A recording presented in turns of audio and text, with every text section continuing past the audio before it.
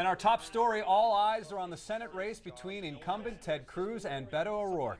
Here in Houston, Beto's campaign signs seem to be everywhere, but where is Ted? That's a big question, and it does not necessarily mean that O'Rourke has more support. Stephanie Whitfield is live to explain. Hey, Steph. Yeah, guys, we drove all over Westview today and we found these Beto signs on almost every single street. And as you mentioned, we didn't see a single Ted Cruz sign, but his campaign says there is a simple explanation and it has nothing to do with votes. Beto O'Rourke is making himself at home on his opponent's home turf. At least his signs are.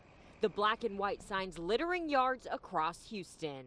Some people would be surprised to see a Democrat sign so prolific through this neighborhood. Ted Cruz's signs nowhere in sight.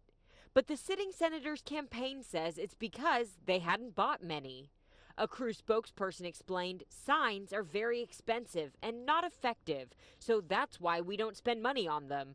We focus our funds on voter contact. KHOU political analyst Bob Stein says that's a common campaign strategy.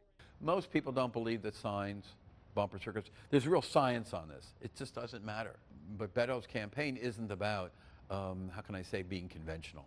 Although appearances aren't everything, this voter says they do matter. As we've driven around town, we see a lot of Beto signs, but we haven't seen any Cruz signs. And so we really said, well, probably because he didn't think he needed any. Cruz's campaign manager says because of high demand, they've given out 10,000 signs and another 25,000 are on the way. Both senatorial campaigns now selling their yard signs online for $10.